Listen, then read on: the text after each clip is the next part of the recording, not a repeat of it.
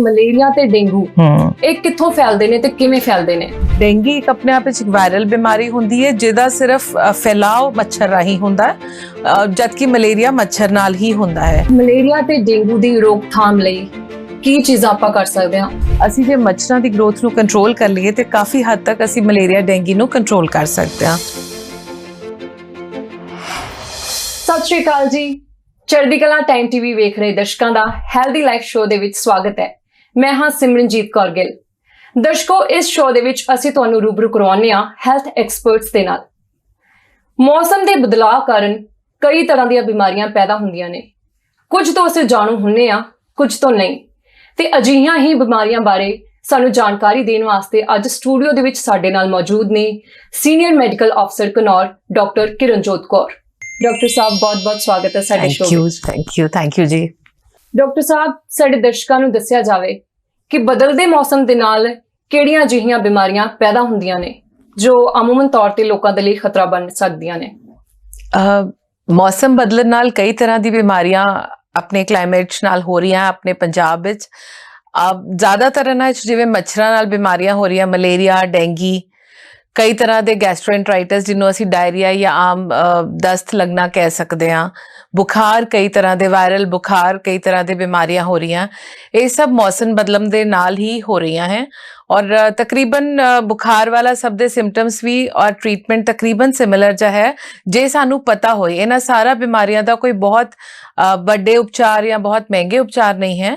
Simple prevention ਨਾਲ ਜਾਂ simple ਤਰੀਕਿਆਂ ਨਾਲ ਇਹਨਾਂ ਬਿਮਾਰੀਆਂ ਤੋਂ ਬਚਿਆ ਜਾ ਸਕਦਾ ਹੈ, ਬਸ਼ਰਤੇ ਸਾਨੂੰ ਇਹਨਾਂ ਦਾ ਪਤਾ ਹੋਏ ਕਿ ਕਿਸ ਤਰ੍ਹਾਂ ਬਿਮਾਰੀਆਂ ਔਰ ਉਹਦਾ ਕੀ ਕੁਝ ਬਚਾਅ ਹੋ ਸਕਦਾ ਹੈ। ਡਾਕਟਰ ਸਾਹਿਬ, ਸਾਡੇ ਦਰਸ਼ਕ ਜਾਨਣਾ ਚਾਹੁੰਦੇ ਨੇ ਕਿ ਜਿੱਦਾਂ ਤੁਸੀਂ ਮਲੇਰੀਆ ਡੇਂਗੂ ਦੀ ਗੱਲ ਕੀਤੀ, ਮਲੇਰੀਆ ਤੇ ਡੇਂਗੂ ਅਸਲ ਦੇ ਵਿੱਚ ਕੀ ਹੈ ਜਾਂ ਇਹਨਾਂ ਦੇ ਵਿੱਚ ਕੋਈ ਫਰਕ ਹੈ, ਔਰ ਜਿਹੜੇ ਵਾਇਰਲ ਬਿਮਾਰੀਆਂ ਬਾਰੇ ਤੁਸੀਂ ਗੱਲ ਕਰ ਰਹੇ ਹੋ ਇਸ ਸੰਬੰਧੀ ਖੁੱਲ੍ਹ ਕੇ ਜਾਣਕਾਰੀ ਦਿੱਤੀ। ਔਨ ਸਰਫੇਸ ਦੇਖੀਏ ਜਾਂ ਅਸੀਂ ਪਹਿਲਾਂ ਤੌਰ ਤੇ ਆਮ ਜੇ ਕਲੇਮੈਂਟ ਦੇ ਹਿਸਾਬ ਨਾਲ ਦੇਖੀਏ ਤੇ ਕੋਈ ਬਹੁਤ ਜ਼ਿਆਦਾ ਫਰਕ ਨਹੀਂ ਹੁੰਦਾ, ਕਿਉਂਕਿ ਸਾਨੂੰ ਜਿਹੜਾ ਪੇਸ਼ੈਂਟ ਸਿੰਪਟਮ ਨਾਲ ਆਉਂਦਾ ਉਹ ਸਭ ਵਿੱਚ ਹੀ ਮਲੇਰੀਆ ਹੋਏ ਜਾਂ ਡੇਂਗੀ ਹੋਏ ਜਾਂ ਕੋਈ ਵਾਇਰਲ ਬੁਖਾਰ ਹੋਏ। ਆਮ ਤੌਰ ਤੇ ਮਰੀਜ਼ ਨੂੰ ਬਹੁਤ ਤੇਜ਼ ਬੁਖਾਰ ਨਾਲ ਕਈ ਵਾਰ ਹੁੰਦਾ, ਕਾਂਬਾ ਛਿੜਿਆ ਹੁੰਦਾ ਹੈ, ਹੱਡ ਪੰਜਣੀ ਹੁੰਦੀ ਹੈ, ਬੋਡੀ ਏਕਸ ਜਿਹਨੂੰ ਕਹਿੰਦੇ ਆ।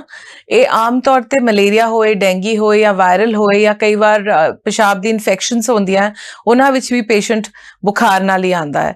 ਸੋ ਇਹ ਇੱਕ ਡਾਕਟਰ ਕੋਲ ਜਾਂ ਹਸਪਤਾਲ ਕੋਲ ਜਾਂ ਇੱਕ ਟੈਸਟਾਂ ਦੇ ਰਾਹੀਂ ਪਤਾ ਚੱਲ ਸਕਦਾ ਹੈ ਕਿ ਉਹ ਕਿਸ ਤਰ੍ਹਾਂ ਦੀ ਬਿਮਾਰੀ ਹੈ। ਪੇਸ਼ੈਂਟ ਵਾਸਤੇ ਸਿੰਪਟਮ ਜ਼ਿਆਦਾਤਰ ਇਹਨਾਂ ਸਭ ਦਾ ਬੁਖਾਰ ਹੀ ਹੁੰਦਾ ਹੈ। ਡਾਕਟਰ ਸਾਹਿਬ, ਜਿਵੇਂ ਤੁਸੀਂ ਸਿੰਪਟਮਸ ਦੀ ਗੱਲ ਕੀਤੀ ਕਿ ਜ਼ਿਆਦਾਤਰ ਸਿੰਪਟਮਸ ਜਿਹੜੇ ਨੇ ਉਹ ਸੇਮ ਹੁੰਦੇ ਨੇ, ਪਰ ਜੇਕਰ ਗੱਲ ਕੀਤੀ ਜਾਵੇ ਕਿ ਮਲੇਰੀਆ ਤੇ ਡੇਂਗੂ ਇਹ ਕਿੱਥੋਂ ਫੈਲਦੇ ਨੇ ਤੇ ਕਿਵੇਂ ਫੈਲਦੇ ਨੇ?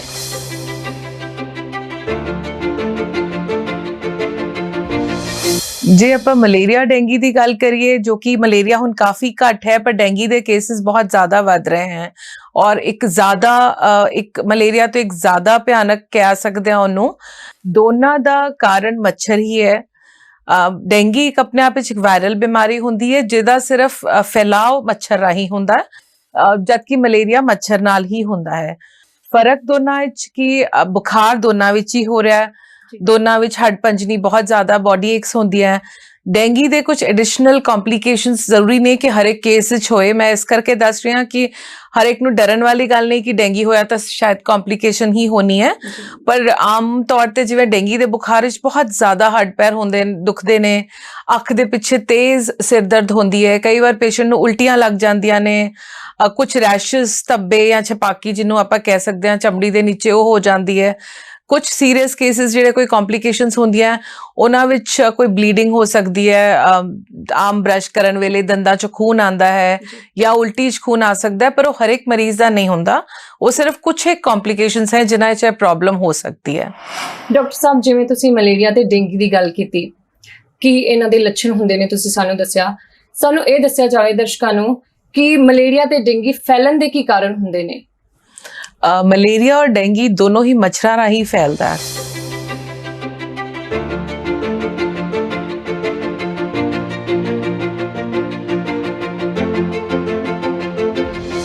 ਕਾਰਨ ਦੋਨਾਂ ਦੇ ਅੱਡ-ਅੱਡ ਹੈ, ਕਾਜ਼ਿੰਗ ਏਜੰਟ ਉਹਨਾਂ ਦਾ ਅਲੱਗ-ਅਲੱਗ ਹੈ, ਲੇਕਿਨ ਫੈਲਣ ਦਾ ਕਾਰਨ ਇੱਕ ਮੱਛਰ ਹੀ ਹੈ। ਸੋ ਆਪਾਂ ਜੇ ਇਹਦਾ ਖਿਆਲ ਰੱਖ ਸਕਦੇ ਹਾਂ, ਜੇ ਅਸੀਂ ਕਿਧਰੇ ਗੰਦਗੀ ਹੁੰਦੀ ਹੈ ਜਾਂ ਪਾਣੀ ਇਕੱਠਾ ਹੋ ਰਿਹਾ ਹੈ ਔਰ ਮੱਛਰ ਪਨਪ ਰਹੇ हैं तो दोनों ही बीमारियों का रिस्क बढ़ जाता है। ਫਰਕ ਇੰਨਾ ਹੈ ਕਿ ਅਸੀਂ ਸੋਚਦੇ ਹਾਂ ਨਾਰਮਲੀ ਗੰਦੇ ਪਾਣੀ 'ਚ, ਜਦਕਿ ਔਨ ਦਾ ਕੰਟਰਰੀ ਜਿਹੜਾ ਡੈਂਗੀ ਦਾ ਮੱਛਰ ਹੁੰਦਾ ਉਹ ਸਾਫ਼ ਪਾਣੀ ਵਿੱਚ ਫੈਲਦਾ ਹੈ। ਸੋ ਜੇ ਅਸੀਂ ਆਪਣੇ ਆਲੇ ਦੁਆਲੇ ਸਫਾਈ ਰੱਖ ਰਹੇ ਹਾਂ ਜਾਂ ਅਸੀਂ ਪਾਣੀ ਨਹੀਂ ਖੜਾ ਹੋਣ ਦੇ ਰਹੇ, ਤਾਂ ਅਸੀਂ ਕਾਫੀ ਹੱਦ ਤੱਕ ਇਹਦੇ ਕਾਰਨ ਨੂੰ ਕੰਟਰੋਲ ਕਰ ਸਕਦੇ ਹਾਂ, ਜਿਹਦੇ ਨਾਲ ਇਹ ਬਿਮਾਰੀ ਰੋਕੀ ਜਾ ਸਕਦੀ ਹੈ। ਸੋ ਦਰਸ਼ਕੋ, ਜਿਵੇਂ ਡਾਕਟਰ ਸਾਹਿਬ ਨੇ ਸਾਨੂੰ ਮਲੇਰੀਆ ਤੇ ਡੇਂਗੂ ਦੇ ਲੱਛਣਾਂ ਬਾਰੇ ਜਾਣਕਾਰੀ ਦਿੱਤੀ, ਤੇ ਹੋਰ ਵੀ ਅਹਿਮ ਜਾਣਕਾਰੀ ਜਿਹੜੀ ਹੈ ਅਸੀਂ ਡਾਕਟਰ ਸਾਹਿਬ ਤੋਂ ਲਵਾਂਗੇ, ਪਰ ਵੇਲਾ ਹੈ ਇੱਕ ਛੋਟੇ ਜਿਹੇ ਬ੍ਰੇਕ ਦਾ। ਤੁਸੀਂ ਕਿਤੇ ਨਾ ਜਾਣਾ, ਬਣੇ ਰਹਿਣਾ ਸਾਡੇ ਨਾਲ ਚੜ੍ਹਦੀ ਕਲਾ ਟਾਈਮ ਟੀਵੀ ਤੇ। Gurbani news, music, entertainment show ਜਾਂ ਕਿਸੇ ਤਰ੍ਹਾਂ ਦਾ ਕੋਈ ਵੀ ਕੰਟੈਂਟ ਵੇਖਣ ਦੇ ਲਈ ਪਲੇ ਸਟੋਰ ਤੋਂ ਹੁਣੇ ਡਾਊਨਲੋਡ ਕਰੋ ਚੜ੍ਹਦੀ ਕਲਾ ਮੀਡੀਆ ਨੈਟਵਰਕ ਐਪ।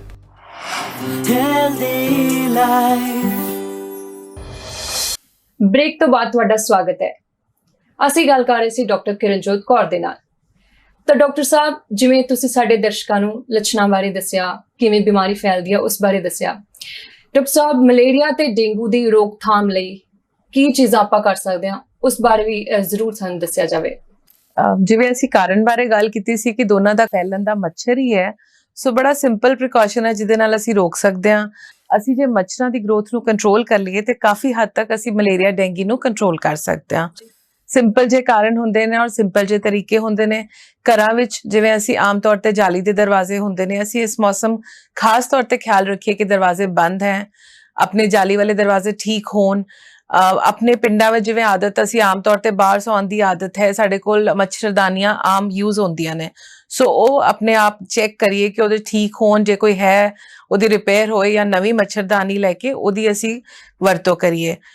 ਕੁਝ ਤਰ੍ਹਾਂ ਦੇ ਇਨਸੈਕਟ ਰੈਪੇਲੈਂਟ ਜਿਵੇਂ ਓਡੋਮੋਸ ਸਿੰਪਲ ਆਮ ਬਾਜ਼ਾਰ 'ਚ ਸਸਤਾ ਜਿਹਾ ਮਿਲ ਜਾਂਦਾ ਹੈ, ਜਾਂ ਆਲ ਆਊਟ ਹੈ, ਜਾਂ ਇੱਕ ਕਾਰਡ ਹੁੰਦੇ ਨੇ ਜਿਹੜੇ ਅਸੀਂ ਜਲਾ ਕੇ ਮੱਛਰਾਂ ਤੋਂ ਕੰਟਰੋਲ ਕਰ ਸਕਦੇ ਹਾਂ।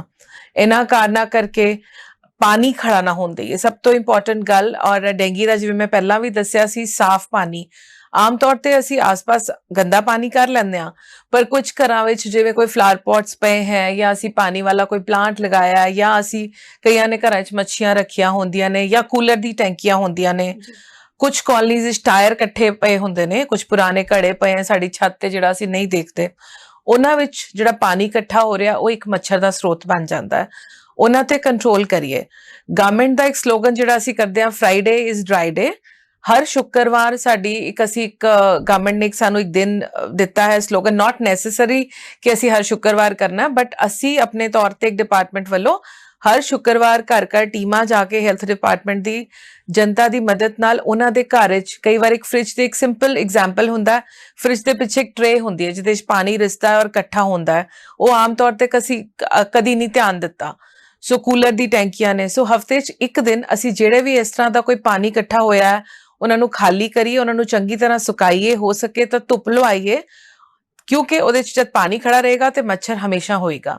ਸੋ ਅਸੀਂ ਕੋਸ਼ਿਸ਼ ਕਰੀਏ ਕਿ ਇੱਕ ਦਿਨ ਡਰਾਈ ਕਰੀਏ। ਸਾਡੀ ਡਿਪਾਰਟਮੈਂਟ ਦੀ ਟੀਮਸ ਘਰ ਘਰ ਜਾ ਕੇ ਡਰਾਈ ਡੇ ਕਰਦੀਆਂ ਹਨ, ਔਰ ਉਹਨਾਂ ਨਾਲ ਉਹ ਤੁਹਾਨੂੰ ਗਾਈਡ ਕਰਦੀਆਂ ਨੇ ਘਰ ਜਾ ਕੇ ਕਿ ਕਿੱਥੇ ਕਿੱਥੇ ਹੋ ਸਕਦਾ ਹੈ। ਜੇ ਕੋਈ ਪਾਣੀ ਇਹੋ ਜਿਹਾ ਖੜਾ ਹੈ ਉਹਨੂੰ ਅਸੀਂ ਚੇਂਜ ਕਰ ਲਈਏ, ਕੋਈ ਪਲਾਂਟ ਹੈਗਾ ਉਹਨੂੰ ਅਸੀਂ ਪਾਣੀ ਹਫਤੇ 'ਚ ਇੱਕ ਦਿਨ ਚੇਂਜ ਕਰੀਏ। ਜੇ ਕੋਈ ਖੜਾ ਹੈ ਪਾਣੀ ਉਹਨਾਂ ਨੂੰ ਅਸੀਂ ਖਾਲੀ ਕਰੀਏ, ਤਾਂ ਕਿ ਉੱਥੋਂ ਅਸੀਂ ਆਪਣੇ ਮੱਛਰਾਂ ਤੇ ਕੰਟਰੋਲ ਕਰੀਏ, ਤਾਂ ਕਿ ਦੋਨੋਂ ਬਿਮਾਰੀਆਂ ਦਾ ਕੰਟਰੋਲ ਹੋ ਸਕੇ। ਡਾਕਟਰ ਸਾਹਿਬ, ਇਹ ਤਾਂ ਹੋ ਗਈ ਰੋਕਥਾਮ ਦੀ ਗੱਲ। ਹੁਣ ਆਪਾਂ ਕਰਦੇ ਹਾਂ ਟ੍ਰੀਟਮੈਂਟ ਦੀ ਗੱਲ, ਕਿਉਂਕਿ ਜਦੋਂ ਡੇਂਗੂ ਦੀ ਗੱਲ ਆਉਂਦੀ ਹੈ ਤੇ ਮਲੇਰੀਆ ਦੀ ਗੱਲ ਆਉਂਦੀ ਹੈ, ਲੋਕ ਟ੍ਰੀਟਮੈਂਟ ਤੋਂ ਘਬਰਾ ਜਾਂਦੇ ਨੇ। ਤਾਂ ਕਿਸ ਤਰ੍ਹਾਂ ਦਾ ਟ੍ਰੀਟਮੈਂਟ ਜੋ ਹੈ ਉਹ ਲੋਕਾਂ ਨੂੰ ਮੁਹੱਈਆ ਕਰਵਾਇਆ ਜਾਣਾ ਚਾਹੀਦਾ ਹੈ, ਉਸ ਸੰਬੰਧੀ ਤੁਸੀਂ ਚਾਨਣਾ ਪਾਓ। ਸਭ ਤੋਂ ਪਹਿਲਾਂ ਜੇ ਟ੍ਰੀਟਮੈਂਟ ਦੀ ਗੱਲ ਆਉਂਦੀ ਹੈ ਤੇ ਇੱਕ ਮੈਸੇਜ ਜੋ ਮੈਂ ਦੇਣਾ ਚਾਹੁੰਦੀ ਹਾਂ ਕਿ ਸਾਨੂੰ ਪੈਨਿਕ ਕਰਨ ਦੀ ਲੋੜ ਨਹੀਂ ਹੁੰਦੀ। ਕੋਈ ਬਹੁਤ ਡੈਡਲੀ ਬਿਮਾਰੀ ਜਾਂ ਇਸ ਤਰ੍ਹਾਂ ਨਹੀਂ ਹੈ ਕਿ ਜਿੱਦਾਂ ਸਾਡੇ ਕੋਲ ਇਲਾਜ ਹੀ ਨਹੀਂ ਹੈ। ਸਭ ਤੋਂ ਪਹਿਲਾਂ ਪ੍ਰੀਵੈਂਸ਼ਨ ਅਸੀਂ ਰੋਕ ਸਕਦੇ ਹਾਂ ਤੇ ਕਾਫੀ ਹੱਦ ਤੱਕ ਉਹੀ ਇਲਾਜ ਹੋ ਗਿਆ। ਜੇ ਕਿਸੇ ਨੂੰ ਹੁੰਦੀ ਹੈ ਬਿਮਾਰੀ ਤੇ ਕੋਈ ਘਬਰਾਉਣ ਵਾਲੀ ਗੱਲ ਨਹੀਂ ਹੈ। ਆਮ ਤੌਰ ਤੇ ਮੈਜੋਰਿਟੀ ਕੇਸਿਸ ਵਿੱਚ ਸਿਰਫ ਬੁਖਾਰ ਜਾਂ ਹੱਡਪੰਜਨੀ ਜਾਂ ਸਿਰ ਦਰਦ ਹੋ ਸਕਦਾ ਹੈ, ਔਰ ਕਿਸੇ ਵੀ ਤਰ੍ਹਾਂ ਨਾਲ, ਚਾਹੇ ਉਹ ਡੇਂਗੂ ਹੈ ਚਾਹੇ ਉਹ ਮਲੇਰੀਆ ਹੈ, ਕਿਸੇ ਵੀ ਤਰ੍ਹਾਂ ਦਾ ਬੁਖਾਰ ਹੋਏ, ਜੇ ਸਰੀਰ 'ਚ ਪਾਣੀ ਦੀ ਘਾਟ ਨਹੀਂ ਹੈ ਤੇ ਅਸੀਂ ਕਾਫੀ ਹੱਦ ਤੱਕ ਫੀਵਰ ਦੇ ਕਿਸੇ ਵੀ ਬੁਖਾਰ ਦੇ ਸਾਈਡ ਇਫੈਕਟਸ ਉਨੇ ਹੀ ਘੱਟ ਹੋਣਗੇ। ਸੋ ਡੇਂਗੂ ਇੱਕ ਆਪਣੇ ਆਪ ਵਿੱਚ ਇੱਕ ਵਾਇਰਲ ਤਰ੍ਹਾਂ ਦੀ ਬਿਮਾਰੀ ਹੈ ਔਰ ਇੱਕ ਵਾਇਰਲ ਤਰ੍ਹਾਂ ਬੁਖਾਰ ਹੈ। ਸਭ ਤੋਂ ਜ਼ਰੂਰੀ ਇਹਦੇ 'ਚ ਹੈ ਸਾਡੀ ਡਾਇਟ ਤੇ ਸਾਡਾ ਰੈਸਟ। ਅਸੀਂ ਜਿਹੜੀ ਦਵਾਈਆਂ ਹੈ ਬੁਖਾਰ ਦੇ ਜਾਂ ਹੱਡ ਪੈਰ ਦੁਖਣ ਦੇ, ਉਹ ਤੁਹਾਡੇ ਡਾਕਟਰ ਤੁਹਾਨੂੰ ਜਿਹੜੀ ਵੀ ਤੁਹਾਡੀ ਦਵਾਈ ਹੋਏਗੀ, ਆਮ ਤੌਰ ਤੇ ਪੈਰਾਸੀਟਾਮੋਲ ਜਾਂ ਜਿਹੜੀ ਵੀ ਦਵਾਈਆਂ ਹੋਣਗੀਆਂ ਉਹ ਡਾਕਟਰ ਤੁਹਾਨੂੰ ਦੇਣਗੇ, ਪ੍ਰਿਸਕ੍ਰਾਈਬ ਕਰ ਦੇਣਗੇ। ਜਿਹੜਾ ਅਸੀਂ ਖਿਆਲ ਰੱਖਣਾ ਹੈ ਆਮ ਜਨਤਾ ਦੇ ਤੌਰ ਤੇ, ਅਸੀਂ ਹੈਲਦੀ ਡਾਇਟ, ਘਰ 'ਚ ਜਿਹੜਾ ਵੀ ਕੁਝ ਸਾਫ਼ ਸੁਥਰਾ ਖਾਣਾ ਬਣ ਰਿਹਾ, ਜ਼ਿਆਦਾ ਖਿਆਲ ਅਸੀਂ ਰੱਖਣਾ ਫਲੂਇਡਸ ਤੇ, ਕਿਸੇ ਵੀ ਫਾਰਮ ਵਿੱਚ ਜੋ ਤੁਹਾਨੂੰ ਪਸੰਦ ਹੈ। ਆਮ ਤੌਰ ਤੇ ਕੋਈ ਲੱਸੀ, ਕੋਈ ਜੂਸ, ਨਾਰੀਅਲ ਪਾਣੀ, ਜੋ ਵੀ ਇੱਕ ਸਾਫ਼ ਸੁਥਰਾ ਤੁਹਾਨੂੰ ਅਵੇਲੇਬਲ ਹੈ। ਪਾਣੀ ਨੂੰ ਅਸੀਂ ਬਹੁਤ ਜ਼ਿਆਦਾ, ਫਲੂਇਡ ਦਾ ਰੋਲ ਹੈ ਜਿਹੜਾ ਆਪਣੀ ਬਾਡੀ ਨੂੰ ਅਸੀਂ ਪੂਰਾ ਹਾਈਡਰੇਟਡ ਰੱਖਣਾ ਹੈ, ਰੈਸਟ ਪੂਰਾ ਕਰਨਾ ਹੈ। ਕਿਉਂਕਿ ਸ਼ੁਰੂ 'ਚ ਲੱਗਦਾ ਅਸੀਂ ਜ਼ਿਆਦਾ ਬਹਾਦਰ ਬਣਨ ਦੀ ਕੋਸ਼ਿਸ਼ ਕਰੀਏ ਕਿ ਜੇ ਬੁਖਾਰ ਹੋ ਰਿਹਾ ਕੋਈ ਨਹੀਂ ਅਸੀਂ ਕੰਮ ਕਰ ਸਕਦੇ ਹਾਂ, ਉੱਥੇ ਰੈਸਟ ਬਹੁਤ ਜ਼ਰੂਰੀ ਹੈ। ਬਾਡੀ ਦਾ, ਨੇਚਰ ਦਾ ਇੱਕ ਆਪਣਾ ਅਸੂਲ ਹੁੰਦਾ ਕਿ ਆਪਣੀ ਬਾਡੀ ਆਪਣੇ ਆਪ ਨੂੰ ਹੀ ਹੀਲ ਕਰਦੀ ਹੈ।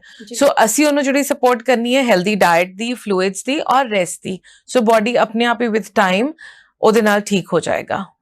ਡਾਕਟਰ ਸਾਹਿਬ ਤੁਸੀਂ ਗੱਲ ਕੀਤੀ ਕਿ ਆਪਾਂ ਹੈਲਦੀ ਡਾਈਟ ਲੈਣੀ ਹੈ, ਫਲੂਡਸ ਲੈਣੇ ਨੇ, ਪਰ ਜੇ ਮੈਡੀਕਲ ਟ੍ਰੀਟਮੈਂਟ ਦੀ ਗੱਲ ਕੀਤੀ ਜਾਵੇ ਤਾਂ ਅਜਿਹਾ ਮੈਡੀਕਲ ਟ੍ਰੀਟਮੈਂਟ ਕੀ ਉਪਲਬਧ ਹੁੰਦਾ ਹੈ ਜਿਸ ਦੇ ਨਾਲ ਆਪਾਂ ਇਸ ਬਿਮਾਰੀ ਨੂੰ ਕਿਉਰ ਕਰ ਸਕਦੇ ਹਾਂ? 90% ਤੋਂ ਜ਼ਿਆਦਾ ਕੇਸਿਸ ਜਾਂ ਮੈਜੋਰਿਟੀ ਕੇਸਿਸ ਸਿਰਫ ਬੁਖਾਰ ਹੁੰਦਾ ਹੈ ਜਾਂ ਹੱਡਪੰਜਨੀ ਹੁੰਦੀ ਹੈ, ਜਿਹੜੀ ਅਸੀਂ ਸਿੰਪਲ ਕੋਈ ਵੀ pain killers as simple paracetamol ਨਾਲ ਵੀ ਠੀਕ ਹੋ ਜਾਂਦਾ ਹੈ। ਜਿਹੜੀ ਇੰਪੋਰਟੈਂਟ ਗੱਲ ਹੈ, ਕੋਈ ਵੀ ਵਾਇਰਲ ਬੁਖਾਰ ਹੋਏ, ਚਾਹੇ ਉਹ ਮਲੇਰੀਆ ਹੈ, ਚਾਹੇ ਉਹ ਡੇਂਗੀ ਹੈ, ਚਾਹੇ ਕਿਸੇ ਹੋਰ ਕਿਸਮ ਦਾ ਬੁਖਾਰ ਹੈ, ਸਭ ਤੋਂ ਜ਼ਰੂਰੀ ਉਹਦੇ 'ਚ ਸਾਨੂੰ ਪਾਣੀ ਜਾਂ ਫਲੂਇਡ ਦੀ ਇਨਟੇਕ ਹੈ। ਬਾਡੀ ਨੂੰ ਜੇ ਅਸੀਂ ਹਾਈਡਰੇਟਡ ਰੱਖਾਂਗੇ ਤੇ ਉਹਦੀ ਕੰਪਲਿਕੇਸ਼ਨਸ, ਉਹਦੇ ਸਾਈਡ ਇਫੈਕਟਸ, ਡੈਮੇਜਿੰਗ ਇਫੈਕਟਸ ਸਾਰੇ ਘੱਟ ਹੋਣਗੇ।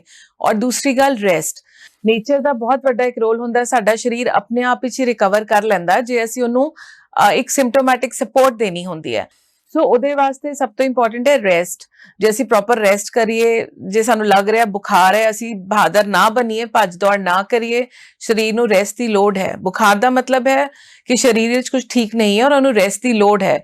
ਸੋ ਇਸ ਲਈ ਅਸੀਂ ਰੈਸਟ ਕਰੀਏ, ਘਰ ਦਾ ਬਣਿਆ ਜਿਹੜਾ ਵੀ ਤਾਜ਼ਾ ਖਾਣਾ, ਜੋ ਕੁਝ ਸਾਡੇ ਆਲੇ ਦੁਆਲੇ ਫਰੈਸ਼ ਅਵੇਲੇਬਲ ਹੈ, ਬਹੁਤ ਜ਼ਿਆਦਾ ਆਪਣੀ ਲਿਮਿਟਸ ਤੋਂ ਬਾਹਰ ਜਾ ਕੇ ਜਾਂ ਇਸ ਤਰ੍ਹਾਂ ਦੇ ਕੋਈ ਰਿਚ ਫੂਡਸ ਕਿ ਜਿਹੜੇ ਅਸੀਂ ਬਾਹਰ ਜਾ ਕੇ ਲਈਏ, ਉਹਨਾਂ ਦੀ ਲੋੜ ਨਹੀਂ ਹੁੰਦੀ। ਜੋ ਹਰੇਕ ਦੇ ਘਰ 'ਚ ਆਮ ਤਾਜ਼ਾ ਖਾਣਾ ਬਣ ਰਿਹਾ, ਜੋ ਸਾਡਾ ਲਿਕੁਇਡ ਜਿਸ ਫਾਰਮ 'ਚ ਅਸੀਂ ਲੈ ਸਕੀਏ, ਚਾਹੇ ਤੁਹਾਡਾ ਫੇਵਰੇਟ ਕੁਝ ਵੀ ਹੈ, ਲੱਸੀ ਹੈ, ਨਾਰੀਅਲ ਪਾਣੀ ਹੈ, ਨਿੰਬੂ ਪਾਣੀ ਹੈ, ਕੁਝ ਵੀ ਜੋ ਕੁਝ ਤੁਸੀਂ ਲੈਣਾ ਚਾਹੁੰਦੇ ਹੋ, ਕੋਈ ਜੂਸ, ਸੌਫਟ ਡਰਿੰਕ, ਸਿਰਫ ਆਈਡੀਆ ਹੈ ਕਿ ਸਾਡੀ ਬਾਡੀ ਨੂੰ ਅਸੀਂ ਫਲੂਇਡ ਦਿੰਦੇ ਰਹੀਏ ਔਰ ਐਡਿਕੁਏਟ ਰੈਸਟ ਕਰੀਏ। ਬਿਮਾਰੀਆਂ ਦੀ ਜਿਹੜੀ ਦਵਾਈਆਂ ਹੈ ਉਹ ਤੁਹਾਡੇ ਡਾਕਟਰ ਤੁਹਾਨੂੰ ਜਿਹੜੀ ਵੀ ਬਿਮਾਰੀ ਦੀ, ਕਿਉਂਕਿ ਦੋਨਾਂ ਕੇਸਿਸ ਵਿੱਚ ਬਹੁਤ ਜ਼ਿਆਦਾ ਦਵਾਈਆਂ ਦੀ ਲੋੜ ਨਹੀਂ ਹੁੰਦੀ ਅਨਲੈਸ ਉਹ ਕੁਝ ਰੇਅਰ ਕੇਸਿਸ ਜਿਨ੍ਹਾਂ 'ਚੋਂ ਕੰਪਲਿਕੇਸ਼ਨ ਹੋਈ ਹੈ, ਉੱਥੇ ਸਾਨੂੰ ਇੰਟਰਵੈਂਸ਼ਨ ਦੀ ਲੋੜ ਪੈ ਸਕਦੀ ਹੈ, ਹਸਪੀਟਲ ਐਡਮਿਟ ਹੋਣ ਦੀ ਵੀ ਲੋੜ ਪੈ ਸਕਦੀ ਹੈ। ਪਰ ਇਹਦੇ ਬਾਰੇ ਜ਼ਿਆਦਾ ਘਬਰਾਉਣ ਵਾਲੀ ਗੱਲ ਨਹੀਂ ਹੈ। ਤੁਸੀਂ ਆਪਣੇ ਜਿਹੜਾ ਵੀ ਤੁਹਾਡੇ ਨਜ਼ਦੀਕ ਕੋਈ ਕੁਆਲੀਫਾਈਡ ਡਾਕਟਰ ਹੈ, ਤੁਸੀਂ ਉਹਨੂੰ ਸਲਾਹ ਕਰਕੇ ਜੋ ਦਵਾਈ ਤੁਹਾਨੂੰ ਕਹਿੰਦੇ ਨੇ ਉਸ ਤਰ੍ਹਾਂ ਦੀ ਸਿੰਪਲ ਦਵਾਈ ਆ, ਔਰ ਕੋਈ ਪੈਨਿਕ ਨਹੀਂ ਕਰਨਾ, ਰੈਸਟ ਕਰੋ, ਸਾਫ਼ ਸੁਥਰਾ ਖਾਣਾ ਖਾਓ, ਸਿੰਪਲ ਸਿੰਪਟੋਮੈਟਿਕ ਟ੍ਰੀਟਮੈਂਟ ਨਾਲ ਇਹ ਠੀਕ ਹੋ ਜਾਏਗਾ। ਜਿੱਥੇ ਕੰਪਲਿਕੇਸ਼ਨਸ ਹੈ ਉੱਥੇ ਗਵਰਨਮੈਂਟ ਦੇ ਵੀ ਪੂਰੀ ਟ੍ਰੀਟਮੈਂਟ ਗਵਰਨਮੈਂਟ ਵੱਲੋਂ ਵੀ ਪੂਰਾ ਫ੍ਰੀ ਹੁੰਦਾ ਹੈ ਔਰ ਸਾਰੀ ਫੈਸਿਲਿਟੀਜ਼ ਤਕਰੀਬਨ ਸਾਰੇ ਹਸਪੀਟਲਸ ਵਿੱਚ ਅਵੇਲੇਬਲ ਹੁੰਦੀਆਂ। ਸੋ ਪੈਨਿਕ ਕਰਕੇ, ਘਬਰਾ ਕੇ ਕਿ ਹੁਣ ਪੇਸ਼ੈਂਟ ਨੂੰ ਕੋਈ ਬਿਮਾਰੀ ਹੋ ਗਈ ਤਾਂ ਅਸੀਂ ਹਸਪੀਟਲ ਭੱਜਣਾ ਪਏਗਾ, ਜ਼ਿਆਦਾਤਰ ਕੇਸਿਸ ਵਿੱਚ ਹਸਪੀਟਲਾਈਜੇਸ਼ਨ ਦੀ ਵੀ ਲੋੜ ਨਹੀਂ ਹੁੰਦੀ, ਦਾਖਲ ਨਹੀਂ ਕਰਾਉਣਾ ਪੈਂਦਾ ਮਰੀਜ਼ ਨੂੰ। ਜੀ ਡਾਕਟਰ ਸਾਹਿਬ, ਜਿਵੇਂ ਤੁਸੀਂ ਗੱਲ ਕੀਤੀ ਕਿ ਇਸ ਦਾ ਇਲਾਜ ਬੜਾ ਸੌਖਾ ਹੈ, ਕਈ ਵਾਰ ਲੋਕ ਕੀ ਕਰਦੇ ਨੇ ਕਿ ਜੇਕਰ ਇੱਕ ਬਿਮਾਰੀ ਕਿਸੇ ਨੂੰ ਲੱਗੀ ਹੈ, ਉਹ ਠੀਕ ਹੋ ਗਏ ਨੇ ਡਾਕਟਰ ਦੀ ਪ੍ਰਿਸਕ੍ਰਿਪਸ਼ਨ ਲੈ ਕੇ, ਉਹੀ ਸੇਮ ਪ੍ਰਿਸਕ੍ਰਿਪਸ਼ਨ ਜਿਹੜੀ ਹੈ ਉਹ ਰਿਸ਼ਤੇਦਾਰ ਵੀ ਫੋਲੋ ਕਰਦੇ ਨੇ ਤੇ ਆਪਣੇ ਆਸ ਪੜੋਸ ਦੇ ਲੋਕ ਵੀ ਫੋਲੋ ਕਰਦੇ ਨੇ। ਇਹ ਕਿਸ ਹੱਦ ਤੱਕ ਸਹੀ ਹੈ? ਹਾਂ, ਤੁਸੀਂ ਬਹੁਤ ਅੱਛਾ ਗੱਲ ਕੀਤੀ, ਜਿਹਦੇ ਕਰਕੇ ਮੈਨੂੰ ਵੀ ਲੱਗਿਆ ਕਿ ਇਹ ਮੈਸੇਜ ਲੋਕਾਂ ਤੱਕ ਜਾਣਾ ਬਹੁਤ ਜ਼ਰੂਰੀ ਹੈ। ਹੋ ਸਕਦਾ ਪ੍ਰਿਸਕ੍ਰਿਪਸ਼ਨ ਬਹੁਤ ਸਿੰਪਲ ਹੋਏ, ਬੇਸਿਕ ਜੀ ਦਵਾਈਆਂ ਹੋਣ, ਸੋ ਸਾਨੂੰ ਲੱਗਦਾ ਕਿ ਜੇ ਕਿਸੇ ਗੁਆਂਢੀ ਨੇ ਖਾ ਲਈ ਔਰ ਉਹ ਠੀਕ ਹੋ ਗਿਆ, ਜਾਂ ਕਿਸੇ ਬਹੁਤ ਅੱਛੇ ਵੱਡੇ ਡਾਕਟਰ ਦੀ ਪ੍ਰਿਸਕ੍ਰਿਪਸ਼ਨ ਹੈ, ਤੇ ਕਈ ਵਾਰ ਅਸੀਂ ਸੋਚਦੇ ਹਾਂ ਕਿ ਅਸੀਂ ਉੱਥੇ ਤੱਕ ਕੀ ਜਾਣਾ, ਉਹਦੀ ਪ੍ਰਿਸਕ੍ਰਿਪਸ਼ਨ ਨਾਲ ਹੀ ਅਸੀਂ ਆਪਣੇ ਇਲਾਜ ਕਰ ਲਈਏ। ਜਦ ਕਿ ਦਵਾਈਆਂ ਜਿਹੜੀ ਹੁੰਦੀਆਂ, ਸਿੰਪਲ ਦਵਾਈਆਂ ਵੀ, ਜਿਹੜੀ ਹਰ ਇੱਕ ਦੇ ਸਰੀਰ ਤੇ ਇੱਕ ਸਰੀਰ ਆਪਣੇ ਆਪ 'ਚ ਇੱਕ ਅਨੋਖੀ ਚੀਜ਼ ਹੁੰਦਾ, ਹਰ ਇੱਕ ਦੇ ਸਰੀਰ ਦਾ ਇੱਕ ਅਲੱਗ ਰਿਐਕਸ਼ਨ ਹੁੰਦਾ, ਇੱਕ ਬਿਮਾਰੀ ਨੂੰ, ਇੱਕ ਉਹਦੀ ਦਵਾਈਆਂ ਨੂੰ। ਸੋ ਜਿਹੜਾ ਕੋਈ ਡਾਕਟਰ ਹੋਏਗਾ, ਹੋ ਸਕਦਾ ਹੈ ਤੁਹਾਨੂੰ ਪੂਰਾ ਐਗਜ਼ਾਮਿਨ ਕਰਨ ਤੋਂ ਬਾਅਦ ਉਹੀਓ ਦਵਾਈਆਂ ਹੀ ਲਿਖੇ, ਜਿਹੜਾ ਸਾਨੂੰ ਲੱਗਦਾ ਫਿਰ ਜਾ ਕੇ ਕੀ ਫਾਇਦਾ ਹੋਇਆ, ਹੈ ਨਾ, ਅਸੀਂ ਉਹੀਓ ਦਵਾਈਆਂ ਤੇ ਲਿਖਵਾ ਲਈਆਂ। ਬਟ ਉਸਨੇ ਇਹ ਦੇਖਣਾ ਹੁੰਦਾ, ਡਾਕਟਰ ਨੇ ਉਸ ਲਈ ਤੁਹਾਨੂੰ ਇਹ ਦੇਖਣਾ ਹੈ, ਤੁਹਾਡੀ ਬਿਮਾਰੀ ਦੇ ਇਲਾਜ ਕਰਨ ਦੇ ਨਾਲ ਨਾਲ ਉਹਨੇ ਇਹ ਦੇਖਣਾ ਕਿ ਤੁਹਾਡੀ ਕੀ ਕੰਡੀਸ਼ਨ ਹੈ, ਤੁਹਾਡੀ ਕੀ ਏਜ ਹੈ, ਤੁਹਾਨੂੰ ਕੋਈ ਹੋਰ ਬਿਮਾਰੀ ਤੇ ਨਹੀਂ ਹੈ, ਜਿਹੜੀ ਸਾਰਿਆਂ ਨਾਲ ਤੁਹਾਨੂੰ ਜਿਹੜੀ ਦਵਾਈ ਦੇਈ ਜਾ ਰਹੀ ਹੈ ਉਹਦੇ ਕੋਈ ਸਾਈਡ ਇਫੈਕਟ ਜਾਂ ਕਿਸੇ ਤੁਹਾਡੀ ਕੰਡੀਸ਼ਨ ਨਾਲ ਐਡਿਡ ਕੰਪਲਿਕੇਸ਼ਨ ਤੇ ਨਹੀਂ ਹੁੰਦਾ ਜੀ। ਜਾਂ ਕੱਲ ਨੂੰ ਅਸੀਂ ਤੁਹਾਨੂੰ ਅੱਜ ਅਸੀਂ ਇੱਕ ਦਵਾਈ ਦੇ ਰਹੇ ਹਾਂ ਤਾਂ ਹੋ ਸਕਦਾ ਹੈ ਅੱਜ ਦੀ ਏਜ 'ਚ ਤੁਹਾਨੂੰ ਉਹਦੇ ਨਾਲ ਕੋਈ ਪ੍ਰੋਬਲਮ ਨਾ ਹੋਏ, ਲੇਕਿਨ ਕੱਲ ਨੂੰ ਤੁਸੀਂ ਕੁਝ ਸਾਲਾਂ ਬਾਅਦ 20 25 30 ਸਾਲਾਂ ਬਾਅਦ ਜਾ ਕੇ ਜਿਹੜੀ ਤੁਸੀਂ ਉਹ ਦਵਾਈ ਖਾਈ ਹੈ ਉਹਦੇ ਨਾਲ ਕੋਈ ਪ੍ਰੋਬਲਮ ਹੋ ਸਕੇ। ਸੋ ਇਹ ਤੁਹਾਡਾ ਡਾਕਟਰ ਹੀ ਡਿਸਾਈਡ ਕਰੇਗਾ। ਸੋ ਇਹ ਇੱਕ ਮੈਂ ਮੈਸੇਜ ਬਹੁਤ ਅੱਛੀ ਗੱਲ ਔਰ ਬਹੁਤ ਜ਼ਰੂਰੀ ਹੈ। ਸੈਲਫ ਮੈਡੀਕੇਸ਼ਨ, ਉਹ ਵੀ ਕਿ ਜਿਹੜਾ ਕੋਈ ਗੁਆਂਢੀ ਨੇ ਦਵਾਈ ਖਾ ਲਈ ਜਾਂ ਸਾਨੂੰ ਦੱਸਤਾ ਅਸੀਂ ਉਹ ਖਾਣ, ਇਸ ਤਰ੍ਹਾਂ ਨਾ ਕਰਨ ਦੀ ਬਜਾਏ ਆਪਣੇ ਡਾਕਟਰ ਨੂੰ ਇੱਕ ਵਾਰ ਆਪਣੀ ਕੰਡੀਸ਼ਨ ਨਾਲ ਆਪਣੇ ਤਰੀਕੇ ਨਾਲ ਕੰਸਲਟ ਕਰੀਏ ਔਰ ਜੋ ਸਾਨੂੰ ਦਵਾਈ ਸਮਝਾਉਣ ਅਸੀਂ ਉਹੀਓ ਦਵਾਈ ਲਈਏ। ਜੀ ਬਿਲਕੁਲ ਡਾਕਟਰ ਸਾਹਿਬ, ਜਿਵੇਂ ਤੁਸੀਂ ਸਾਡੇ ਦਰਸ਼ਕਾਂ ਨੂੰ ਦੱਸਿਆ ਕਿ ਆਪਣਾ ਇਲਾਜ ਖੁਦ ਨਹੀਂ ਕਰਨਾ ਚਾਹੀਦਾ, ਬਕਾਇਦਾ ਡਾਕਟਰ ਕੋਲ ਜਾਣਾ ਚਾਹੀਦਾ ਹੈ, ਉਹਨਾਂ ਨੂੰ ਆਪਣੀ ਬਿਮਾਰੀ ਬਾਰੇ ਦੱਸਣਾ ਚਾਹੀਦਾ ਹੈ ਤੇ ਫਿਰ ਉਹ ਜੋ ਇਲਾਜ ਕਹਿਣ ਆਪਾਂ ਨੂੰ ਉਹੀ ਫੋਲੋ ਕਰਨਾ ਚਾਹੀਦਾ ਹੈ।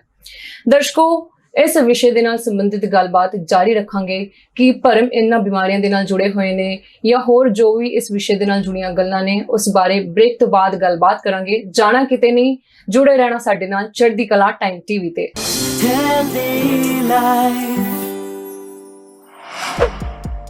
ਸਬਸਕ੍ਰਾਈਬ ਕਰੋ ਚੜ੍ਹਦੀ ਕਲਾ ਟਾਈਮ ਟੀਵੀ ਨੂੰ ਅਤੇ ਲੇਟੈਸਟ ਅਪਡੇਟ ਪਾਉਣ ਦੇ ਲਈ ਪ੍ਰੈਸ ਕਰੋ ਬੈਲ ਆਈਕਨ ਨੂੰ।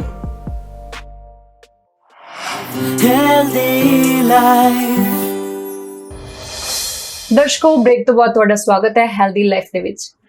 ਹੁਣ ਅਸੀਂ ਗੱਲ ਕਰਾਂਗੇ ਡਾਕਟਰ ਕਿਰਨਜੋਤ ਕੌਰ ਦੇ ਨਾਲ ਕਿ ਮਲੇਰੀਆ ਤੇ ਡੇਂਗੂ ਨੂੰ ਲੈ ਕੇ ਜੋ ਭਰਮ ਪੈਦਾ ਹੁੰਦੇ ਨੇ ਲੋਕਾਂ ਦੇ ਵਿੱਚ।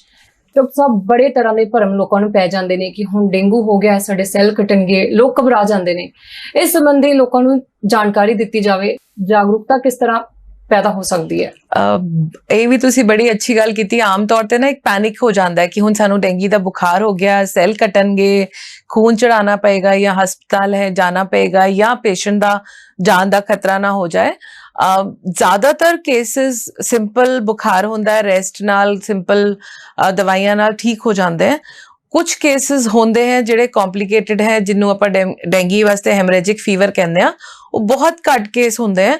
ਉਹਨਾਂ ਵਿੱਚ ਕੁਝ ਇਹੋ ਜਿਹਾ ਸਿੰਪਟਮ, ਜੇ ਕੋਈ ਬਹੁਤ ਤੇਜ਼ ਹੱਡਭਜਨੀ ਵੀ ਬਹੁਤ ਜਿਹੜੀ ਬਿਲਕੁਲ ਐਗਜ਼ੈਂਪਲਰੀ ਕੁਝ ਬਹੁਤ ਜ਼ਿਆਦਾ ਹੋ ਰਹੀ ਹੋਏ, ਕੰਟਰੋਲ ਨਹੀਂ ਹੋ ਰਹੀ, ਜਾਂ ਕਈ ਵਾਰ ਬਹੁਤ ਜ਼ਿਆਦਾ ਸਿਰ ਦਰਦ ਹੋ ਰਿਹਾ ਜਾਂ ਪੇਟ ਦਰਦ ਹੋ ਰਿਹਾ, ਉਲਟੀਆਂ ਹੋ ਰਹੀਆਂ ਨੇ ਬਹੁਤ ਜ਼ਿਆਦਾ, ਕਈ ਵਾਰ ਹੁੰਦਾ ਛਪਾਕੀ ਜੀ ਪੈ ਜਾਂਦੀ ਹੈ ਜਾਂ ਦੰਦਾਂ ਚੋਂ ਖੂਨ ਆ ਰਿਹਾ ਜਾਂ ਕਿਸੇ ਪਾਰਟ ਤੇ ਸਾਨੂੰ ਖੂਨ ਆ ਰਿਹਾ, ਕਈ ਵਾਰ ਪਿਸ਼ਾਬ ਕਰਨ ਨਾਲ ਖੂਨ ਆ ਰਿਹਾ, ਮੂੰਹ ਚੋਂ ਬ੍ਰਸ਼ ਕਰਦੇ ਆ ਤੇ ਖੂਨ ਆ ਰਿਹਾ ਹੈ, ਜਾਂ ਸਾਨੂੰ ਲੱਗਦਾ ਕਿ ਸਾਡੀ ਬਲੀਡਿੰਗ ਹੋ ਰਹੀ ਹੈ, ਜਾਂ ਇੱਕਦਮ ਤੋਂ ਪੇਸ਼ੈਂਟ ਬੇਹੋਸ਼ ਹੋ ਰਿਹਾ, ਘਬਰਾ ਕੇ ਗਿਰ ਰਿਹਾ।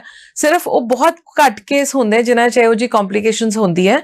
ਉਹਨਾਂ ਵਿੱਚ ਜ਼ਰੂਰ ਅਸੀਂ ਇਮੀਡੀਏਟ ਹਸਪੀਟਲ ਔਰ ਸਾਨੂੰ ਐਮਰਜੈਂਸੀ ਕੇਅਰ ਦੀ ਲੋੜ ਹੁੰਦੀ ਹੈ, ਪਰ ਉਹ ਬਹੁਤ ਘੱਟ ਕੇਸ ਹੁੰਦੇ ਔਰ ਆਮ ਤੌਰ ਤੇ ਹੁੰਦਾ ਡੇਂਗੀ ਹੋ ਗਿਆ ਜਾਂ ਬੁਖਾਰ ਹੋ ਗਿਆ ਤੇ ਸਾਨੂੰ ਜ਼ਰੂਰੀ ਡੇਂਗੀ ਹੈ, ਔਰ ਡੇਂਗੀ ਹੋਇਆ ਤੇ ਪੇਸ਼ੈਂਟ ਜਾ ਕੇ ਅਸੀਂ ਤੇ ਸੈੱਲ ਕਰਾ ਰਹੇ ਹਾਂ, ਆਪਣਾ ਪਲੇਟਲੇਟ ਘਟ ਰਿਹਾ ਔਰ ਉਹਦੇ ਕਰਕੇ ਅਸੀਂ ਘਬਰਾ ਕੇ ਗਲਤ ਬੰਦਿਆਂ ਕੋਲ ਵੀ ਟ੍ਰੀਟਮੈਂਟ ਵਾਸਤੇ ਜਾਂ ਲੋਕਲ ਇਲਾਜ ਤੇ ਜਿਹੜੇ ਗਲਤ ਤਰੀਕੇ ਨਾਲ ਵੀ ਇਲਾਜਾਂ 'ਚ ਪੈ ਜਾਂਦੇ ਨੇ।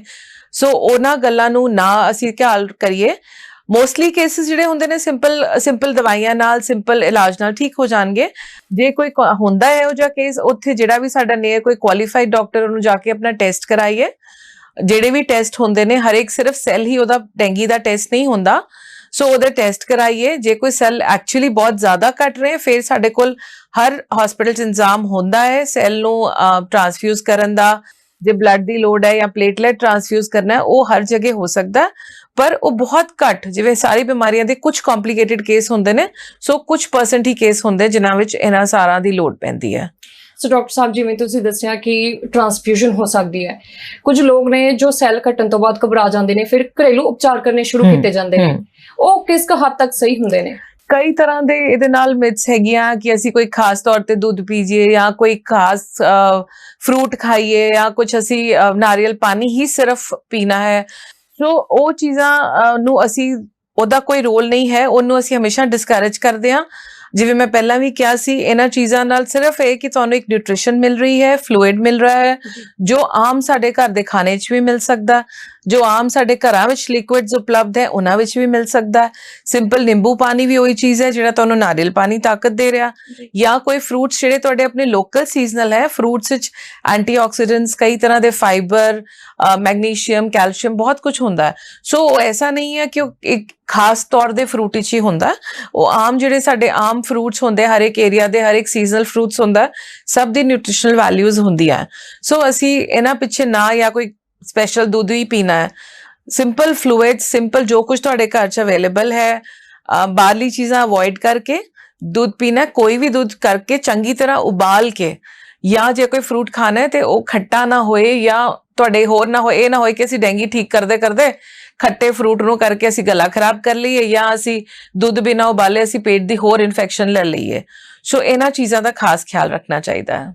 ਡਾਕਟਰ ਸਾਹਿਬ, ਮਲੇਰੀਆ ਬਾਰੇ ਤੁਸੀਂ ਸਾਨੂੰ ਜਾਣਕਾਰੀ ਦਿੱਤੀ, ਡੇਂਗੂ ਬਾਰੇ ਦਿੱਤੀ। ਸਾਡੇ ਦਰਸ਼ਕ ਇਹ ਜਾਣਨਾ ਚਾਹੁੰਦੇ ਨੇ ਕਿ ਇਸ ਮੌਸਮ ਦੇ ਵਿੱਚ ਮਲੇਰੀਆ ਤੇ ਡੇਂਗੂ ਤੋਂ ਇਲਾਵਾ ਹੋਰ ਕਿਹੜੀਆਂ ਅਜਿਹੀਆਂ ਬਿਮਾਰੀਆਂ ਨੇ ਜਿਨ੍ਹਾਂ ਤੋਂ ਬਚਣ ਦੀ ਲੋੜ ਹੈ? ਆਮ ਤੌਰ ਤੇ ਅਸੀਂ ਜਿਹੜੀ ਗੱਲ ਕਰ ਰਹੇ ਸੀ, ਮਲੇਰੀਆ, ਡੇਂਗੀ ਸਭ ਤੋਂ ਕਾਮਨ ਨਹੀਂ ਹੈ।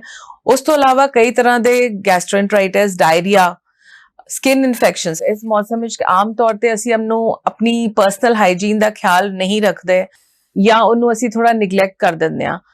ਇੱਕ ਬੜਾ ਸਿੰਪਲ ਜਿਹਾ ਰਿਚੁਅਲ ਮੈਂ ਦੇਖਿਆ, ਜਿਹੜਾ ਆਮ ਮੈਂ ਇੰਨੇ ਸਾਲਾਂ 'ਚ ਦੇਖਿਆ, ਕਿ ਉਹ ਕੋਈ ਜਿਹੜਾ ਅਸੀਂ ਨਹਾਉਣ ਤੋਂ ਬਾਅਦ ਨਾ ਪਿੰਡਾ ਅਸੀਂ ਸੁਖਾਉਂਦੇ ਨਹੀਂ, ਅਸੀਂ ਐਂ ਗਿੱਲੇ ਕੱਪੜੇ ਪਾ ਲੈਂਦੇ ਕਿ ਚਲੋ ਪੱਖੇ ਨੀਚੇ ਬੈਠਾਂਗੇ ਤੇ ਮੌਸਮ ਹਵਾ ਥੋੜਾ ਠੰਡਾ ਹੋ ਜਾਏਗਾ। ਜਦਕਿ ਸਕਿਨ ਇਨਫੈਕਸ਼ਨ ਸਭ ਤੋਂ ਜ਼ਿਆਦਾ ਤਾਂ ਹੀ ਹੋਣਗੀਆਂ ਜੇ ਉੱਥੇ ਤੁਹਾਡੀ ਸਕਿਨ ਪ੍ਰੋਪਰਲੀ ਡਰਾਈ ਨਹੀਂ ਹੋਏਗੀ। ਜੇ ਅਸੀਂ ਘਰਾਂ 'ਚ ਦੇਖੀਏ, ਤੁਹਾਡਾ ਰਾਸ਼ਨ ਜਾਂ ਕੁਝ ਵੀ ਜਦ ਸਿਲਨ ਹੁੰਦੀ ਹੈ, ਉਹਦੇ 'ਚ ਕਈ ਤਰ੍ਹਾਂ ਦੀ ਫੰਗਲ ਇਨਫੈਕਸ਼ਨ, ਕਈ ਤਰ੍ਹਾਂ ਦੀ ਬਿਮਾਰੀ ਹੁੰਦੀ ਹੈ। ਸਿਮਿਲਰਲੀ ਸਾਡੇ ਸਕਿਨ 'ਚ ਹੁੰਦਾ ਹੈ, ਪਸੀਨਾ ਵੀ ਆ ਰਿਹਾ, ਉਹਦੇ ਨਾਲ ਵੀ ਸਕਿਨ ਡਰਾਈ ਹੋ ਰਹੀ ਹੈ, ਉੱਪਰੋਂ ਅਸੀਂ ਗਿੱਲੇ ਕੱਪੜੇ ਜਾਂ ਅਸੀਂ ਰੇਸ਼ਮੀ ਕੱਪੜੇ ਇਸ ਮੌਸਮ ਵਿੱਚ ਅਵੋਇਡ ਕਰੀਏ। ਸੂਤੀ ਕੱਪੜੇ ਪਾਈਏ, ਜ਼ਿਆਦਾ ਤੋਂ ਜ਼ਿਆਦਾ ਸਾਬਣ ਲਗਾ ਕੇ, ਜਿਹੜਾ ਸਿੰਪਲ ਸਾਬਣ ਹੈ ਉਹਦੇ 'ਚ ਵੀ ਸਾਨੂੰ ਕੋਈ ਬਹੁਤ ਨਹੀਂ ਕਿ ਅਸੀਂ ਇਹ ਹਾਈਫਾਈ ਜਾਂ ਅਸੀਂ ਮੈਡੀਕੇਟਡ ਸੋਪਸ ਹੀ ਯੂਜ਼ ਕਰਨੇ। ਜਿਹੜੇ ਆਮ ਸਿੰਪਲ ਨਿਊਟਰਲ ਪੀਐਚ ਵਾਲੇ ਆਮ ਸਾਬਣ ਮਿਲਦੇ, ਚੰਗੀ ਤਰ੍ਹਾਂ ਨਹਾ ਕੇ ਪਿੰਡਾ ਸੁਕਾਈਏ, ਤਾਜ਼ੇ ਆਪਣੇ ਫਰੈਸ਼ ਜਿਹੜੇ ਸੁਕਾਏ ਹੋਣ ਕੱਪੜੇ ਧੁੱਪ ਵਿੱਚ ਸੁਕਾ ਕੇ ਅਸੀਂ ਉਹਨੂੰ ਚੰਗੀ ਤਰ੍ਹਾਂ ਡਰਾਈ ਕੱਪੜੇ ਔਰ ਸੂਤੀ ਕੱਪੜੇ ਪਾਈਏ, ਜਿਵੇਂ ਸਕਿਨ ਇਨਫੈਕਸ਼ਨਸ ਕੰਟਰੋਲ ਕਰਨ ਵਾਸਤੇ। ਜੇ ਫੇਰ ਵੀ ਡੈਂਗੀ ਵਿੱਚ ਰੈਸ਼ ਹੁੰਦੇ ਨੇ, ਸੋ ਘਬਰਾਉਣ ਵਾਲੀ ਗੱਲ ਨਹੀਂ ਹੈ। ਜੇ ਕੋਈ ਰੈਸ਼ਸ ਹੈ, ਆਪਣੇ ਡਾਕਟਰ ਨੂੰ ਦਿਖਾਓ। ਕਈ ਤਰ੍ਹਾਂ ਦੇ ਇਸ ਮੌਸਮ ਵਿੱਚ ਹੋਰ ਵਾਇਰਲ ਰੈਸ਼ਸ ਵੀ ਹੁੰਦੇ ਨੇ, ਸੋ ਅਸੀਂ ਘਬਰਾ ਕੇ ਕਿ ਕੋਈ ਸਾਨੂੰ ਕੋਈ ਹੋਰ ਮਾਤਾ ਹੈ ਜਾਂ ਚਿਕਨ ਪੌਕਸ ਹੈ ਜਾਂ ਰੈਸ਼ਸ ਹੈ, ਉਹ ਅਸੀਂ ਆਪਣੇ ਡਾਕਟਰ ਕੋਲ ਜਾਈਏ, ਉਹ ਸਾਨੂੰ ਦੱਸਣਗੇ ਕਿ ਕੋਈ ਪ੍ਰੋਬਲਮ ਹੈ ਜਾਂ ਸਿੰਪਲ ਰੈਸ਼ ਹੈ ਜਿਹੜਾ ਮੌਸਮੀ ਕਈ ਵਾਰ ਐਲਰਜੀ ਨਾਲ ਹੀ ਹੋ ਰਿਹਾ, ਜਾਂ ਖਾਰਿਸ਼ ਦੀ ਸਿੰਪਲ ਗੋਲੀਆਂ ਨਾਲ ਖਾ ਕੇ ਜਾਂ ਸਿੰਪਲ ਮੋਇਸਚਰਾਈਜ਼ ਕਰਕੇ ਘਰੇਲੂ ਨੁਸਖਿਆਂ ਨਾਲ ਵੀ। ਪਰ ਸਾਨੂੰ ਡਾਇਗਨੋਸ ਵਾਸਤੇ ਇੱਕ ਵਾਰ ਡਾਕਟਰ ਨੂੰ ਜ਼ਰੂਰ ਦਿਖਾਣਾ ਚਾਹੀਦਾ ਕਿ ਕੋਈ ਹੋਰ ਰਿਸਕੀ ਕੰਮ ਨਾ ਹੋ ਰਿਹਾ ਹੋਏ। ਡਾਕਟਰ ਸਾਹਿਬ, ਜਿਵੇਂ ਸਕਿਨ ਇਨਫੈਕਸ਼ਨ ਦੀ ਆਪਾਂ ਗੱਲ ਕੀਤੀ, ਦੂਜੇ ਪਾਸੇ ਕਈਆਂ ਨੂੰ ਆਈ ਐਲਰਜੀ ਹੋ ਜਾਂਦੀ ਹੈ ਇਸ ਮੌਸਮ ਦੇ ਵਿੱਚ, ਤਾਂ ਉਸ ਨੂੰ ਕਿਸ ਤਰੀਕੇ ਦੇ ਨਾਲ ਕਿਉਰ ਕੀਤਾ ਜਾ ਸਕਦਾ? ਬਿਲਕੁਲ ਆਈ ਦੀ ਵੀ ਖਾਸ ਤੌਰ ਤੇ ਜਿਵੇਂ ਅੱਜਕੱਲ ਉਹੀ ਗੱਲ ਕਰੀ ਸੀ, ਸਾਫ਼ ਸਫਾਈ ਦਾ ਬਹੁਤ ਖਿਆਲ ਰੱਖਣਾ ਹੈ। ਅਸੀਂ ਆਮ ਤੌਰ ਤੇ ਸਪੈਸ਼ਲੀ ਕੋਵਿਡ ਤੋਂ ਬਾਅਦ ਅਸੀਂ ਇੱਕ ਬਹੁਤ ਰਿਚੁਅਲ ਬਣਾ ਲਿਆ ਸੈਨੀਟਾਈਜ਼ਰਸ ਦਾ ਵੀ। ਉਹ ਵੀ ਆਪਣੇ ਬਾਅਦ ਬਹੁਤ ਠੀਕ ਹੈ, ਬਹੁਤ ਅੱਛੀ ਚੀਜ਼ ਹੈ ਸੈਨੀਟਾਈਜ਼ਰ ਯੂਜ਼ ਕਰਨਾ। ਜਿੱਥੇ ਨਹੀਂ ਸਾਨੂੰ ਸਾਬਣ ਜਾਂ ਪਾਣੀ ਮਿਲ ਰਿਹਾ, ਜਿੱਥੇ ਨਹੀਂ ਫੈਸਿਲਿਟੀ ਹੈ, ਉੱਥੇ ਯੂਜ਼ ਕਰੋ। ਪਰ ਇੰਨਾ ਨਹੀਂ ਕਿ ਅਸੀਂ ਹਰ ਵੇਲੇ ਸੈਨੀਟਾਈਜ਼ਰ ਹੀ ਯੂਜ਼ ਕਰੀਏ, ਉਹਦੇ ਨਾਲ ਸਾਡੀ ਸਕਿਨ ਵੀ ਡਰਾਈ ਹੋ ਰਹੀ ਹੈ, ਨੋ ਡਾਊਟ ਕਲੀਨ ਕਰ ਦਿੰਦਾ ਉਹ। ਬਟ ਆਪਣਾ ਜਦ ਵੀ ਅਸੀਂ ਅੱਖਾਂ ਨੂੰ ਗੰਦੇ ਹੱਥ ਲੱਗ ਰਹੇ ਹਾਂ, ਜਾਂ ਅਸੀਂ ਕੋਈ ਟਾਵਲ ਜਾਂ ਆਪਣੇ ਕੱਪੜੇ ਠੀਕ ਨਹੀਂ ਸਾਫ਼ ਕਰ ਰਹੇ, ਨੈਪਕਿਨਸ ਟਾਵਲਸ ਸ਼ੇਅਰ ਕਰ ਰਹੇ ਹਾਂ, ਆਮ ਤੌਰ ਤੇ ਬੱਚੇ ਘਰਾਂ ਵਿੱਚ ਇੱਕੋ ਟਾਵਲ ਅਸੀਂ ਸਾਰੇ ਯੂਜ਼ ਕਰ ਰਹੇ ਹਾਂ, ਸੋ ਜੋ ਇੱਕ ਨੂੰ ਹੁੰਦਾ ਉਹ ਸਭ ਨੂੰ ਨਾਲ ਦੀ ਨਾਲ ਉਹ ਫੈਲ ਜਾਏਗਾ ਜੇ ਅਸੀਂ ਸਫਾਈ ਦਾ ਖਿਆਲ ਨਹੀਂ ਰੱਖਾਂਗੇ। ਸੋ ਆਪਣੇ ਪਰਸਨਲ ਹਾਈਜੀਨ, ਆਪਣੇ ਟਾਵਲ ਸਾਫ਼ ਰੱਖੋ, ਅੱਡ ਰੱਖੋ ਸਾਰਿਆਂ ਤੋਂ। ਹਰ ਵੇਲੇ ਜਦ ਆਪਾਂ ਆਪਣੇ ਹੱਥ ਕਦੀ ਅੱਖ ਨੂੰ ਅਵੋਇਡ ਕਰੋ, ਮਾੜੀ ਮੋਟੀ ਕੋਈ ਖਾਰਿਸ਼ ਹੋ ਰਹੀ ਹੈ ਜਾਂ ਕੁਝ ਹੈ, ਜਾਂ ਹੱਥ ਨੂੰ ਕਦੀ ਅੱਖ ਨੂੰ ਹੱਥ ਵੀ ਲਾਣਾ ਹੈ ਤੇ ਚੰਗੀ ਤਰ੍ਹਾਂ ਖੁੱਲੇ ਪਾਣੀ ਨਾਲ ਸਾਬਣ ਨਾਲ ਧੋ ਕੇ, ਔਰ ਜੇ ਕੋਈ ਬਿਮਾਰੀ ਹੈ ਤੇ ਅੱਖ ਦਾ ਮਾਮਲਾ ਵੈਸੇ ਵੀ ਡਾਕਟਰ ਕੋਲ ਜ਼ਰੂਰ ਜਲਦੀ ਤੋਂ ਜਲਦੀ ਦਿਖਾਓ। ਜੇ ਸਿੰਪਲ ਆਈ ਫਲੂ ਜਾਂ ਕੰਜਕਟਿਵਾਈਟਿਸ ਹੈ, ਉਹਦੇ ਵਾਸਤੇ ਸਿੰਪਲ ਐਂਟੀਬਾਇਓਟਿਕ ਡ੍ਰੌਪਸ ਮਿਲ ਜਾਣਗੇ, ਤੁਹਾਨੂੰ ਡਾਕਟਰਸ ਤੁਹਾਡੇ ਪ੍ਰਿਸਕ੍ਰਾਈਬ ਕਰ ਦਿੰਦੇ ਨੇ, ਉਹਨਾਂ ਦੀ ਵਰਤੋਂ ਕਰੀਏ, ਉਹਨਾਂ ਤੋਂ ਘਬਰਾਈਏ ਨਾ। ਥੋੜਾ ਬਹੁਤ ਲਾਲੀ ਹੁੰਦੀ ਹੈ, ਵਾਇਰਲ ਜਿਹੜਾ ਕੰਜਕਟਿਵਾਈਟਿਸ ਹੁੰਦਾ ਹੈ, ਲਾਲੀ ਹੁੰਦੀ ਹੈ, ਖਾਰਿਸ਼ ਹੁੰਦੀ ਹੈ, ਅੱਖਾਂ 'ਚੋਂ ਕਈ ਵਾਰ ਪਾਣੀ ਆਉਂਦਾ ਹੈ, ਸੋ ਉਹਨੂੰ ਸਾਫ਼ ਸਫਾਈ ਦਾ ਖਿਆਲ ਰੱਖੀਏ। ਔਰ ਸ਼ੇਅਰਿੰਗ ਵਾਲੀ ਆਦਤ ਕਿ ਇੱਕ ਦੂਜੇ ਨਾਲ ਉਹ ਹੱਥ ਜਿਹੜਾ ਲਗਾਏ ਜਾਂ ਟਾਵਲ ਸ਼ੇਅਰਿੰਗ ਹੈ, ਉਹਨੂੰ ਅਵੋਇਡ ਕਰੀਏ। ਸੋ ਡਾਕਟਰ ਸਾਹਿਬ, ਸਾਡੇ ਦਰਸ਼ਕਾਂ ਦੇ ਨਾਲ ਜਾਂਦੇ ਕੁਝ ਹੈਲਦੀ ਟਿਪਸ ਸਾਂਝੀਆਂ ਜ਼ਰੂਰ ਕਰੋ। ਅਸੀਂ ਸਾਰੇ ਇਹ ਡਿਸਕਸ ਔਰ ਥੋੜਾ ਸਮਰਾਈਜ਼ ਕਰਦੇ ਹਾਂ। ਸਭ ਤੋਂ ਪਹਿਲੇ ਸਭ ਤੋਂ ਜ਼ਰੂਰੀ ਆਪਣੇ ਆਲੇ ਦੁਆਲੇ ਸਫਾਈ ਰੱਖੋ, ਪਾਣੀ ਇਕੱਠਾ ਨਾ ਹੋਣ ਦੋ। ਜਿਵੇਂ ਮੈਂ ਦੱਸਿਆ, ਹਫਤੇ 'ਚ ਆਪਣਾ ਦਿਨ ਇੱਕ ਡਿਸਾਈਡ ਕਰ ਲਓ ਕਿ ਜਿਸ ਦਿਨ ਅਸੀਂ ਸਾਰਾ ਪਾਣੀ ਖਾਲੀ ਕਰਕੇ ਉਹਨੂੰ ਸੁਕਾਣਾ ਹੈ, ਤੁਸੀਂ ਆਪਣਾ ਡਰਾਈ ਡੇ ਖੁਦ ਡਿਸਾਈਡ ਕਰੋ, ਪਾਣੀ ਨਾ ਇਕੱਠਾ ਹੋਏ। ਸਫਾਈ ਰੱਖੋ, ਆਪਣਾ ਪਰਸਨਲ ਸਾਬਣ, ਨਹਾਉਣ ਦੀ ਸਾਬਣ ਪਾਣੀ ਵਰਤੋਂ ਕਰਕੇ ਚੰਗੀ ਤਰ੍ਹਾਂ ਨਹਾਓ। ਆਪਣੇ ਕੱਪੜੇ ਸਾਫ਼ ਰੱਖੋ, ਕੋਸ਼ਿਸ਼ ਕਰੋ ਕਿ ਧੁੱਪ ਵਿੱਚ ਹੀਟ ਨਾਲ ਜਿਹੜਾ ਹੁੰਦਾ ਅੱਧੀ ਇਨਫੈਕਸ਼ਨਸ ਵੈਸੇ ਹੀ ਠੀਕ ਹੋ ਜਾਂਦੀਆਂ, ਸੋ ਉਹਨੂੰ ਧੁੱਪ ਵਿੱਚ ਸੁਕਾਓ। ਖਾਣਾ ਪੀਣਾ ਜਿਹੜਾ ਆਪਣਾ ਹੈਲਦੀ ਰੱਖੋ, ਆਪਣੇ ਘਰੋਂ ਆਲੇ ਦੁਆਲੇ ਜੋ ਅਸੀਂ ਖਾ ਰਹੇ ਹਾਂ, ਜੋ ਸਾਡਾ ਰੂਟੀਨ ਡਾਈਟ ਹੈ ਉਹਨੂੰ ਸਾਫ਼ ਸੁਥਰੀ ਉਹ ਆਪਣਾ ਲਓ, ਫਲੂਇਡਸ ਲਓ। ਬਾਹਰ ਦਾ ਖਾਣਾ ਜੇ ਕੋਈ ਥੋੜਾ ਚੈੱਕ ਰੱਖੋ ਕਿ ਜੇ ਸਾਫ਼ ਸੁਥਰਾ ਨਹੀਂ ਹੈ ਤੇ ਉਹਨੂੰ ਥੋੜਾ ਅਵੋਇਡ ਕਰੋ। ਰੈਸਟ, ਔਰ ਜਿਹੜਾ ਤੁਹਾਡਾ ਪਾਣੀ ਦਾ ਦੱਸਿਆ ਸੀ, ਜੇ ਕਿਸੇ ਨੂੰ ਕੋਈ ਪ੍ਰੋਬਲਮ ਹੈ ਆਪਣਾ ਐਡਿਕੁਏਟ ਰੈਸਟ ਔਰ ਆਪਣਾ ਪਾਣੀ ਲਓ, ਡਾਈਟ ਲਓ ਔਰ ਬੋਡੀ ਨੂੰ ਹੀਲ ਆਪਣੇ ਆਪ ਹੋਣ ਕਰਨ ਦਿਓ। ਡਾਕਟਰ ਕਿਰਨਜੋਤ ਕੌਰ ਜੀ, ਤੁਸੀਂ ਚੜ੍ਹਦੀ ਕਲਾ ਟਾਈਮ ਟੀਵੀ ਦੇ ਵਿਹੜੇ 'ਚ ਆਏ ਤੇ ਸਾਡੇ ਨਾਲ ਵਡਮੁੱਲੀ ਜਾਣਕਾਰੀ ਸਾਂਝੀ ਕੀਤੀ। ਬਹੁਤ ਬਹੁਤ ਧੰਨਵਾਦ। ਥੈਂਕ ਯੂ ਜੀ। ਤੇ ਦਰਸ਼ਕੋ, ਤੁਹਾਡਾ ਵੀ ਬਹੁਤ ਬਹੁਤ ਧੰਨਵਾਦ। Healthy life, healthy life.